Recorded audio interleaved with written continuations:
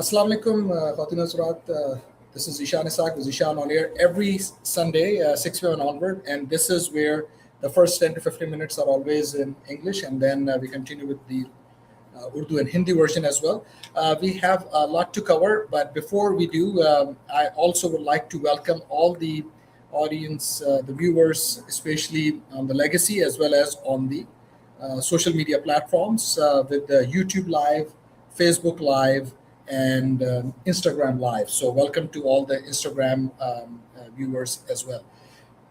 Without further ado, there are a lot of topics. We'll first start with the China trip. Is this trip going to save the presidency of President Trump? The reason is very simple. The economy is not working except for the super rich. And when I say the super rich, the billionaires and the billionaires club, even people who have a lot of liabilities, multimillionaires, millionaires, even they are at least not making that kind of profit that they used to. And then those who are part of the middle class, it's ever shrinking middle class. And then people who are below in the totem pole, that is where they are suffering the most, especially those who are in lower middle class or lower class. And there was this XM Sirius satellite radio channel that I was listening to. There was this caller, and they said that first time where he lives in Northeast and Midwest in that part of the area, and he drives a lot. Actually, he's in the transportation business. He said that he never saw white churches having food distributions. And black churches, they continue to do that pretty much around the clock, or I would say every year or many times during the year for many years, because of a lot of people, they need that help and support. But he said that first time in his lifetime that he actually saw that even white churches are having what you call the food distributions, and people and cars and lining up to pick up food. So this is where the economy is really, really struggling. And those who are actually the voters of Trump, they may not even agree, and with their own conscience would come out openly and say that, yes, we just don't like this economy, because, it's also your personal ego, or sometimes your self-esteem, and in retrospect, because of self-respect or what have you, you may not even agree, and you will just stay quiet or silent. That's why this time around, this is the presidency which only 20 or 25% people actually give President Trump an approval rating. And he is one of the most disapproved president in modern history. All the polls are showing that. And regardless how Mr. Trump spin this with his rhetoric, it's not going to change. So all these pictures that you're seeing, obviously this China trip is a make or break trip for Mr. Trump. And he was received with a warm welcome, with the red carpet rolled out. But at the same time, there are some reservations that China had. Trump lands in China, as the Guardian reported, for high-stakes summit with Xi Jinping as Iran war looms over talks. Trump meets Xi for China summit against backdrop of Iran war. And then obviously Iran's foreign minister, he left China just about a week or 2 weeks prior to the Trump's visit in Beijing. Here, a lot of information with regards to this whole idea that Xi had been saying relatively good during the crisis, and insisting that Washington had, quote, Iran very much under control, unquote. So this is what Mr. Trump is doing. He is trying to play down divisions with Beijing, but those divisions are on display with regards to some of the think tanks and how their news outlets and their think tanks are coming out with this assertive China. The big questions hanging over the Trump-Xi meeting in China, which has now been concluded. China increasingly views Trump's America as an empire in decline. That was reported by a major news outlet, newspaper in the US, New York Times. How many CEOs are accompanying? Well, a lot of people argue with that, but that's not a strong argument, because in 2000, President Bill Clinton brought leading US executives to India, including representatives from General Motors, IBM, Microsoft. When Mr. Trump visited China in 2017, he was joined by the leaders of major US banks, energy companies, and technology firms. And that has always been the tradition in modern times. So, from CEO of Qualcomm to Apple, GE Aerospace, BlackRock, Citigroup, NVIDIA, Visa, Micron Technologies, MasterCard, Tesla and SpaceX, Boeing, Blackstone, Cargill, Goldman Sachs, and Illumina. So those were the CEOs who accompanied Trump on this visit. It is also important that China is certainly looking at this from their perspective as well, that how they can also gain from this new Trump 2.0 presidency. And Xi spoke with the delegation of chief executive, which includes all these CEOs from Apple CEO Tim Cook, Tesla CEO Elon Musk, NVIDIA CEO Jensen Huang. According to a statement on Thursday from the Chinese Foreign Ministry, the executives whose combined net worth approaches $1 trillion lead companies with major interest in China despite years of trade disputes between the world's two largest economies. Are there signs of conciliation? We'll see how it will basically trickle down to the middle class. Because remember, Democrats have this idea for decades in terms of bottom-up economy. And Republicans, they always talk about trickle-down economy. It's sort of like, okay, we're going to eat all these breads, and the breadcrumbs will go to all these people who are pretty much sitting down within this whole chain of command or totem pole or whatever you want to call it with this elevation. So that's why people are struggling, because it's trickle-down economy. And this is where the 31-year-old education consultant, when he was interviewed, he said that even parents who aspired their children to go to Ivy League schools, they are also considering that they are now seeing America as, quote, too chaotic, unquote. A decade ago, more than 80% of his students considered the United States for study abroad, said the consultant who asked this person, the journalist, to use only his family name, Wang, for fear of government retribution. Now he estimated the figure has fallen to 45%. And further, Mr. Wang said, quote, the America has represented wealth, freedom, and institutional confidence feels like it belonged to a different era, unquote. So this is the word on the main street. And no matter how we spin it, we cannot get away from this. And then with this another report from Ramlin University, where they're talking about how this economy and the attacks on allies and tariffs and anti-immigration and assaults on American politics has inadvertently strengthened China and weakened the United States. Financial Times has also reported in terms of how these trucks, because all these trucks, they use fuel, and diesel is high, and wholesale prices are often seen as forerunner of consumer inflation, which has already risen to a 3-year high of 3.8%, as you can see here on the screen.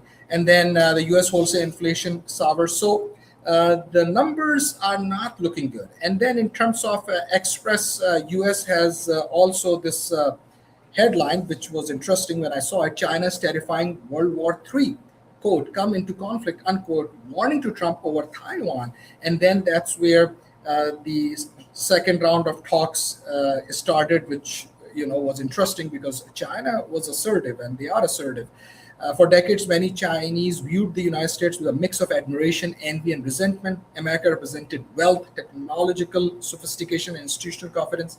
Even crisis of Washington, who reviled the American system, often assumed that it worked. So this is where Huang Jing, a professor of Shanghai International Studies University, said only China can save Trump, quote unquote, right? Since Trump, Mr. Hang said at the event, quote, the United States has become increasingly prone to compromise, unquote. And this is a democracy, or supposed to be a democracy, right? But this is where we are in this particular Trump 2.0, where Mr. Trump obviously is acting as many people are calling it, as a dictator, as a king, and Everyone knows about this. Only those who are affiliated with Trump are not going to say that. Here's something important that I would like to point out as well. Dr. John Gardner, he is a professor at Johns Hopkins University, and he actually has this show cause kind of a article, or I would say very strong charge sheet against Trump. And he basically is saying that really I have to go and even evaluate Mr. Trump, but he's saying that he is certainly going to act like a worst dictator in modern history, and the reason for that, as Mr. Dr. John Gardner said, that Mr. Trump compares himself with Julius Caesar, Napoleon, and Alexander the Great. What is in common with all these three conquerors, right? They are conquerors. So if that's the case, and he's saying that we may see a war or World War III, according to John Gardner, he said that he may even use a nuclear strike. Now, that may scare people, but Mr. Trump has already said it. What's the use of nuclear weapons if you cannot use them? So you got to go ask the president. But no one in the mass media, especially the sellout corporate media, is going to ask these questions because they will not be invited to the White House briefing. So that's why when we bring news, when I research, I have all these key points that every American who loves this country should be talking about, because it's our country. Now, we're going to, talk a little bit more in terms of Chinese investment. That remains to be seen in the next couple of months, and especially this summer, going to be tough for all Americans. Mr. Trump also raised the question of jail China critic Jimmy Lai. That's Marco Rubio, Secretary of State. He said that Trump has brought up with Xi the issue of Hong Kong's most vocal China critic, media tycoon Jimmy Lai, sentenced in February to 20 years in jail in the Asian financial hub's biggest national security case. So I report, you decide. This is all in front of us. Critical access to various industries, chips, AI, and obviously rare earth minerals. We'll see how that would shape up in the next couple of months and perhaps a couple of years. And another key important one was among the executive in China with U.S. officials, Jacob Thaysen, the only biotech industry representative on the trip. Thaysen told Bloomberg last year that export restrictions have hurt Illumina's sale of DNA sequencing technology in China. Maybe they don't want to have any kind of DNA tracking, what have you, in China, but he was part of this trip, and he was part of this trip in terms of getting access to Chinese markets. Quote, we want to be a part of China, unquote, Thaysen said, according to the news service. So a lot at stake. And another key important thing with regards to political aspects of this, the writing is on the wall. If elections happen, I'm still, not 100% there. I personally believe, and I hope I'm wrong, that elections may get canceled or postponed. I hope that wouldn't be the case. But if elections would happen, everyone knows Democrats will win the lower chamber, House of Representatives. There is a slight chance to win the Senate. But what would happen? Legislatively, there won't be any kind of new laws. Obviously, it would be very tough for Mr. Trump, but he may issue or start issuing executive orders. Then that may get challenged in the Supreme Court. And then he may become even more assertive, for lack of a better term, in terms of maybe doing something that we may not even want to think about. That's what Dr. John Gardner was also proposing in his discussion on XM Sirius satellite radio channel. And people are obviously, some are anxious, some are definitely in fear of what would happen, because there's still 2.5 years left to this presidency. There's still talks of 25th Amendment, invoking 25th Amendment. And then people like me, very few people, I'm cautiously optimistic. So I hope that in the next couple of weeks and with this China trip, Mr. Trump may have some good news in terms of the economy, because like they say, and everyone says, the economy is stupid, and that's the bottom line in America. And we got to make sure that people are certainly focused on putting the food on the table, and those who are struggling, we got to help those who are struggling, especially those who can help those who are struggling. There are people also commenting, so I appreciate, dear sir, exclusive interview, Atiq Rahman. So I appreciate that. And those of you who may want to subscribe my YouTube channel, please do. And I would like to thank our key advertisers, because just past weeks we have hundreds and thousands, more than 300,000 views on Facebook Live, and then thousands on YouTube, and then Instagram. So, and then many people listen on Legacy Media. So if you would like to advertise, please connect with me, because that's how our loyal audience and our viewers will support your business as well. And with that, I would like to tell you about Affordable Insurance of Texas. If you already have auto insurance, give them a call. You will save, few $100 or maybe $50, $100, who knows, depending on your insurance needs and coverages you want. So call 713-785-4000, 713-785-4000. Their web address is www.aitinsurance.com. If you bundle insurance with your homeowner's insurance, you're going to still save some more, and you can get commercial insurance, business insurance, and health insurance for all your insurance needs, from auto insurance to homeowners insurance and others. Contact Affordable Insurance of Texas. Their number is 737-854-4000, 713-785-4000. Their web address is www.aitinsurance.com. Roop Saadi Palace, they are at Hillcroft, 1,000 square footage. You can schedule a virtual video tour by calling 832-265-267-0065, 832-267-0065. You can see their number and a web address on the screen as well, roopsaadi.com. And for grooms, for brides, for children of all age groups, for men and women, evening wear, evening gowns, for all parties, for all occasions, you can get your dress and wardrobe from Roop Saadi Palace. And also, Shanghai, Texas, for any kind of catering needs, you go to shanaitexas.com, Shanghai Restaurant and Catering. They are offering all-you-can-eat buffet, 30+ items, Monday to Friday. Vegetarian $12.99, non-veg $14.99, and takeout buffet $7.99 per pound. And you can certainly get the catering discounts as well by mentioning Zishan on air.